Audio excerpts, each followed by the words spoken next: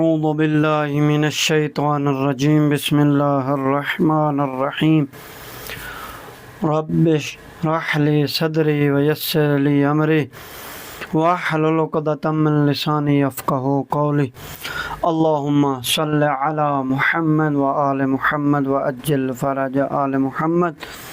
انشاءاللہ میرے سامعین محترم آپ خیریت سے ہوں گے۔ تو آج ہم نے آیت نمبر سورہ بقرہ کی آیت نمبر 18 اور 19 کو بیان کرنا ہے۔ تو دیکھیں میرے سامعین محترم، اس کے بعد ہم نے ترجمہ و مفاہیم قرآن کے حوالے سے مشق و سوالات اور مشق نمبر 1 پہ پہنچے ہیں، تو اس کو ہم انشاءاللہ بیان کریں گے۔ آئیں پڑھتے ہیں آیت قرآن کو۔ صم بکم عمی فہم لا یرجعون، صم وہ بہرے ہیں، بکم گونگے ہیں، عمی اندھے ہیں، فہم پس وہ سب، لا نہیں، یرجعون وہ سب لوٹتے، یا مثلا کہیں کہ اس ضلالت سے باز۔ تو اس آیت کا ترجمہ کر لیتے ہیں، پھر آگے والی آیت کی طرف چلتے ہیں۔ صم بکم عمی فہم لا یرجعون، وہ بہرے گونگے اندھے ہیں، پس وہ سب اس ضلالت سے باز نہیں آئیں گے، نہیں لوٹیں گے۔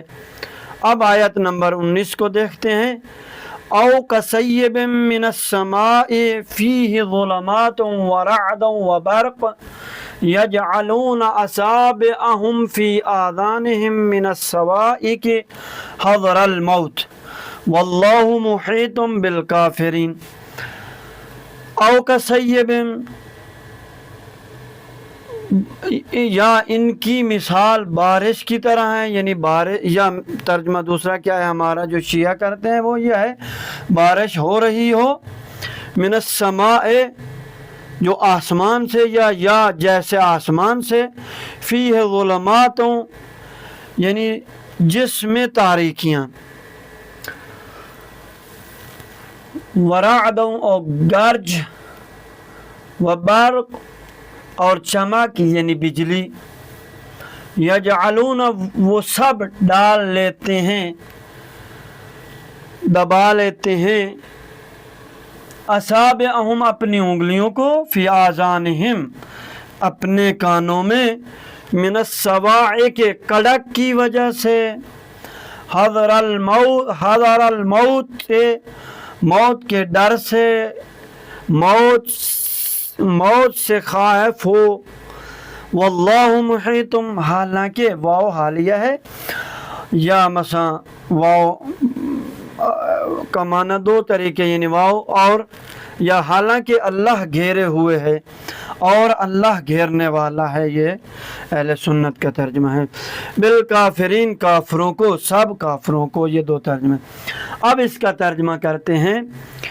او کصیب من السماء فیہ ظلمات ورعد وبرق، کیا کرتے ہیں، یعنی یا جیسے آسمان سے بارش ہو رہی ہو، فیہ ظلمات ورعد وبرق جس میں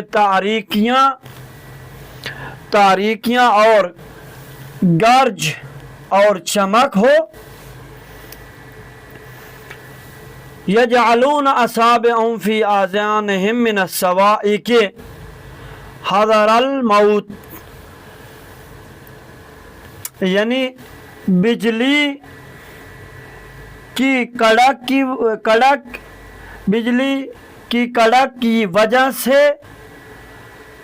اپنی انگلیوں کو کانوں میں کیا کرتے ہیں، کانوں میں ڈال لیتے ہیں، کانوں میں دے دیتے ہیں۔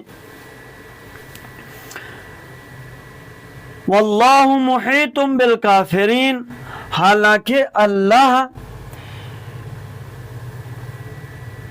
کافروں کو ہر طرف سے گھیرے ہوئے ہے۔ تو یہ آیت کا ترجمہ تھا۔ اب دیکھیں، ہم نے چوتھے سبق کا تیسرا درس ہے ہمارا، جو اللہ کی عبادت کے بارے میں مشق اور سوالات ہے۔ پہلی مشق کیا ہے؟ صحیح جواب پر نشان لگائیے۔ پہلا یعنی دوسرا پوائنٹ ہم کل بیان کریں گے اس کا حصہ۔ الف ہے، لفظ کے اعتبار سے کون سا معنی صحیح ہے۔ اب دیکھیں میرے سامعین محترم، ہمارے پاس شمس ہے، ظاہری سی بات ہے ہم شمس کو ستارے تو نہیں کہہ سکتے نا، ہم سورج ہی کہیں گے۔ آفتاب یعنی دو معنی، یا آفتاب کہیں گے یا سورج کہیں گے۔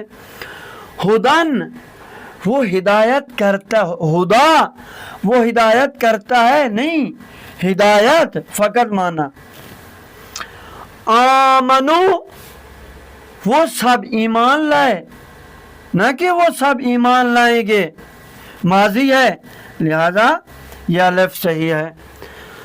سبح یعنی کیا ہے؟ فعل امر ہے، تم تسبیح کرو، تم تعریف یعنی سبح کا معنی تعریف ممکن ہے کہیں پہ کیا جائے، لیکن سبح کا معنی کیا ہوتا ہے؟ تسبیح کرنا، تسبیح کرو، تم تسبیح کرو۔ نعبدو اکیلا تو نہیں ہے نا، جمع کا صیغہ ہے، تو لہذا ہم سب عبادت کرتے ہیں، میں عبادت کرتا ہوں یہ صحیح نہیں ہے۔ انشاءاللہ یہ ہمارا درس اور یہ ہماری باتیں اور یہ قرآن کا ترجمہ تمام مومنین و مومنات کے